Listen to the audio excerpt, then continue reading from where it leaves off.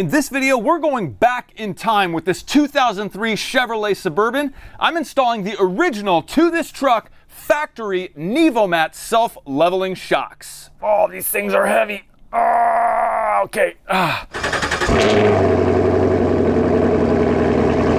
Why am I doing this? Well, the rear 5100s, along with the Bilstein springs that you kind of have to install at the same time, are just fine. Their performance, in my opinion, is perfect. It's just like the day that I installed them. At least I think it is. Matter of fact, I'm gonna go ahead and bounce up and down on the bumper of this thing with the Bilstein 5100s still installed so we can get a baseline and compare it to the old factory Nivomat shocks.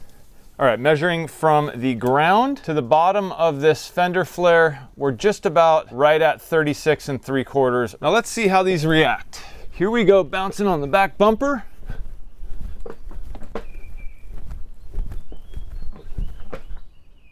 One, two, three, four. I mean, that seems pretty good. Let's measure after all that bouncing. And we are still at 36 3/4, same measurement. Okay, we now have a baseline, something to compare to. But I just have this itch that I need to scratch, and that is that I kept these Nivomats all these years. They're still in really good shape. I did clean them up for this video. But even if you look at the rubber bushings here, they're still in really good shape. The shock body themselves are still in really good shape. And so I did do some research as to what exactly Nivomat shocks were. I was pleasantly surprised at the tech inside of these things. To try to explain it as simply as possible, it's a self-leveling shock, and it uses the energy from the weight of the vehicle as you drive down the road to pump this thing up. So for example, if you have a lot of weight in the vehicle, a lot of people, you're towing a trailer, there's a lot of weight there, this shock is going to pump itself up to keep the optimal ride height, which is really cool. There's no wires or air hoses. This is fully self-contained. With the factory Nivomat shocks, I also need to reinstall the factory springs, which I also kept. So all of this stuff is original to the truck. If we take a look under the vehicle at the 5100s here, you can see that, yes, that is the 5100, but you can also see we have a blue spring there. And this spring is also a Bilstein product. You have to install the replacement springs when you install replacement shocks on this vehicle. Because this truck was optioned with the factory self-leveling Nivomat shocks, it also came with these springs that were matched to it. So if I would have left these springs in place and just put the Bilstein 5100s, potentially the vehicle would sag a little bit. So that's why I not only have to replace the Nivomat shocks, but also the factory springs. A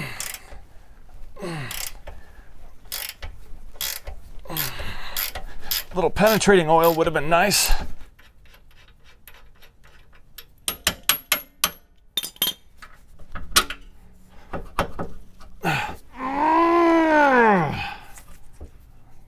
That.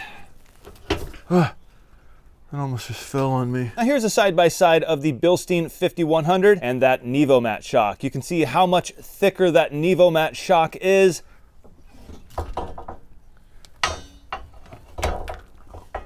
Now here's the two springs side by side. Obviously the blue one is the Bilstein, and they are, from what I can tell, the same length. But where they definitely differ is that thickness. That Bilstein spring is about 17 millimeters thick, and if we go ahead and transfer this caliper to the factory spring, you can see we do have a little bit thinner spring here. And actually measuring this factory spring, it's not smaller by much. It's about 16 millimeters here. Now that's not to say one spring is better than the other. They're both relatively similar in design. The only difference is the thickness on the Bilstein, and that's because it has to do a lot more holding, since the Bilstein shock doesn't do any of the holding. As I was telling you with the Nivomat shocks, they are self-leveling, which means they do provide some of the lift, which also means this spring didn't have to be as thick, and it's all designed to go together.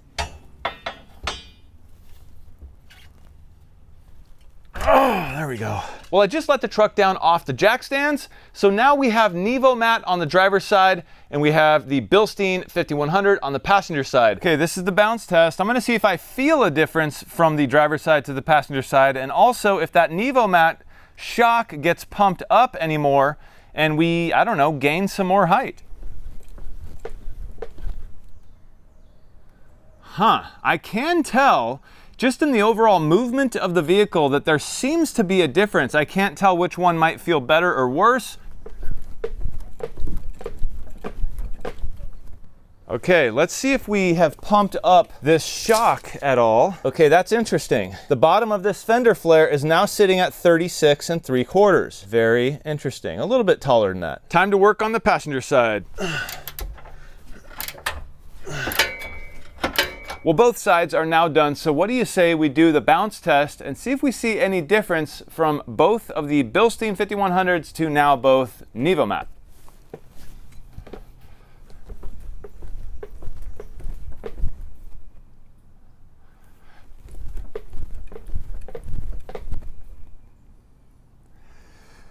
That's interesting.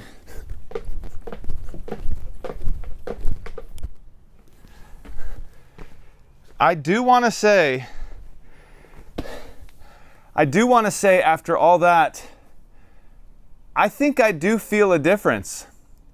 Whereas the Bilsteins kind of seemed like it slowly soaked up the bounce, which felt good. These seem like they have a little less bounce. Like it just wants to stop it. Okay, this is now saying 36 and about a half. So 36 and a half here.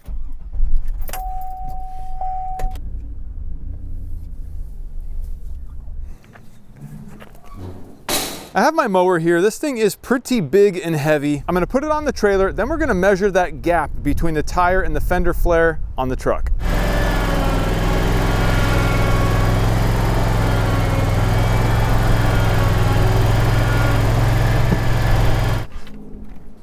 Trailer is now loaded with the mower, so we finally have a load on these shocks and we can test them out the way I think they're supposed to work. So measuring now with the load, we are at the bottom of that fender flare, just over 36 inches here on the driver's side. Let's go check the passenger side. This driveway kind of has a slope to it, so I'm suspecting just by my eye, I can see that this side is lower.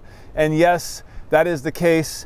We are about 35 and maybe 3/8 there on the tape measure. So now as I drive, theoretically, these shocks should pump themselves back up to the normal ride height, which is, if you remember, 36 and a half to 36 3/4. This is gonna be a great test. I can't wait to find out. I'm driving with the trailer and the mower back there, and I can tell that those rear shocks are doing their job. They're working. We'll have to see though when I pull out that measuring tape if they're actually pumping themselves back up.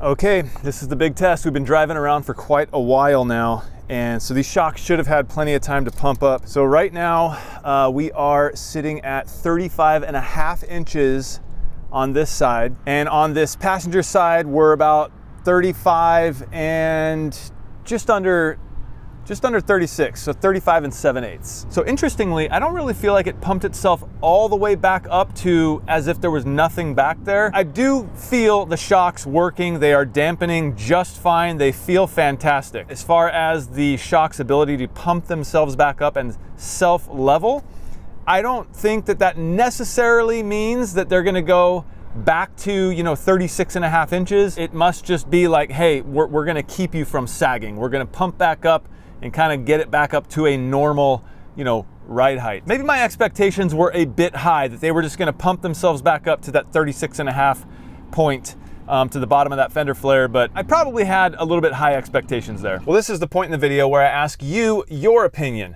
Do you guys have a truck with these Nivomat self-leveling shocks? Do you have a Suburban exactly like this, or another vehicle that has shocks like this? Have you used them? Have you tested them to see kind of how that self-leveling action works? Like I said, I think my expectations were a bit high that those shocks would keep this rear end of this Suburban back up at that 36 and a half inch level. They do seem like they are working just fine to me, but what do you guys think? Comment down below. Let me know if you have experience with shocks like this. Overall, why I did this, I kind of touched on in the beginning of this video. The Bilstein shocks that were on here, the 5100s, had been on for 5 years. Not too long ago, I replaced the front two shocks with a brand new set of Bilstein 4600s, which I love. But I was thinking about the backs. I was really paying attention to how well they were dampening, and I still feel like they were working pretty good. But they were 5 years old, and I know shocks can last a lot longer than that, but that itch that I had to scratch was the fact that I still had those Nivomats. I did some research on the Nivomats and they seemed really cool. So I just wanted to put those things back on.